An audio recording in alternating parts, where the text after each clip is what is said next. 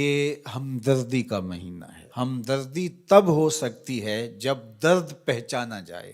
ہم درد وہی ہوتا ہے جو درد سے گزرا ہو۔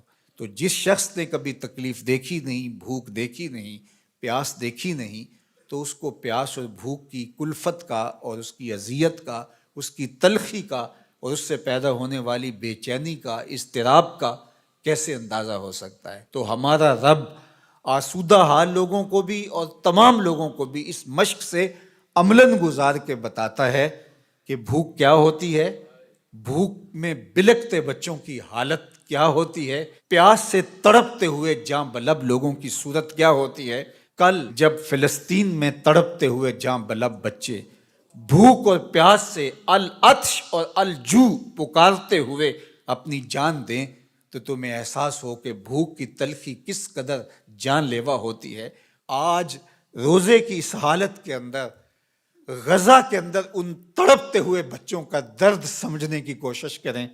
آج غزہ کے تڑپتے ہوئے ان بچوں کی حالت کا تصور کریں، جب ماؤں کی چھاتیوں سے دودھ بھی سوکھ جائے، جب بوند پانی کی اور دو لقمے کھانے کی بھی میسر نہ ہو، لوگ سسک سسک کے جانے دے رہے ہیں۔ یہ بچے کل قیامت کے دن ساقی حوض کوثر کے سامنے جب ان حکمرانوں کا گریبان پکڑیں گے تو یہ کیا جواب جرم دیں گے اس دن رسول اللہ کے سامنے؟ یہ کیسے اللہ کا سامنا کریں گے؟ یہ بچے ان کو ان کے گریبان سے پکڑ کے جب حشر کے میدان میں گھسیٹیں گے تو یہ قوت نافذہ رکھنے والے، اثر و رسوخ رکھنے والے، یہ بڑی بڑی فوجیں رکھنے والے قیامت کے دن اللہ اور اس کے رسول کے سامنے کیا جواب دیں گے؟ تو یہ مہینہ شہر مواسات ہے۔ اللہ اکبر! اور میرے اور آپ کے آقا و مولا تو شہر مواسات کا نور بانٹنے آئے ہیں۔ خود حضور کے مبارک بطن اقدس کے اوپر پتھر بندھے ہوئے تھے اور لوگوں کی ضرورتوں کا کس طرح خیال رکھتے۔ سیدہ زہرا پاک سلام اللہ علیہا چکی پیستے پیستے ہاتھ میں چھالے پڑ جاتے ہیں اور حضور علیہ السلام کی خدمت میں کچھ غلام اور کچھ لونڈیاں کسی غزوے سے کثیر تعداد میں آئی تھیں، تو اس غرض سے حاضر ہوتی ہیں کہ ایک غلام یا ایک لونڈی عطا کر دی جائے، کام کاج میں ہماری معاونت ہو جائے۔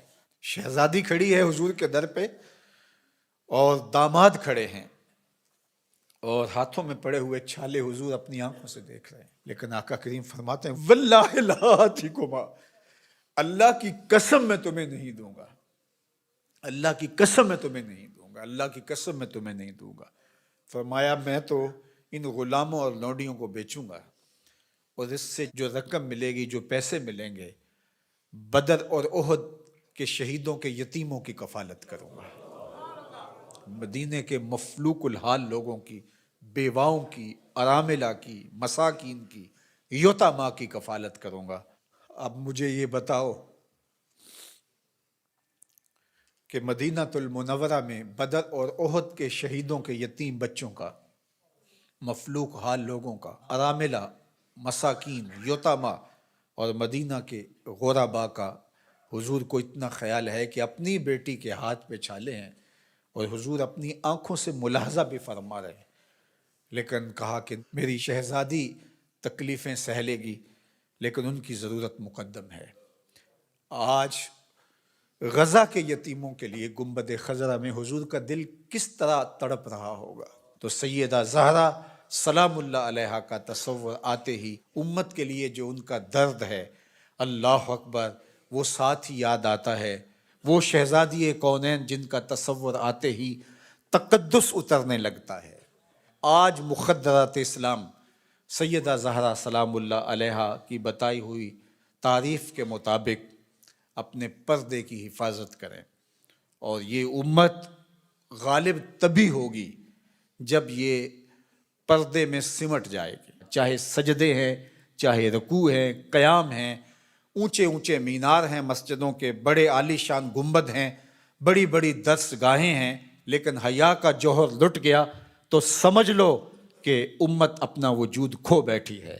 میں آپ سب کو کہتا ہوں کہ یہ جمعے، یہ نمازیں، یہ روزے یہ رسمی طور پہ نہیں ہیں، ہمیں اب عملی طور پہ ایک اسلامی معاشرت کو تشکیل دینا ہوگا، ہمیں رویتاً اپنے آپ کو تبدیل کرنا ہوگا۔ میری آواز میری مائیں، میری بہنیں، میری بیٹیاں سن رہی ہیں، آپ کے نازک کندھوں کے اوپر یہ ذمہ داری ہے کہ آپ نے قوم سازی کا عمل کرنا ہے۔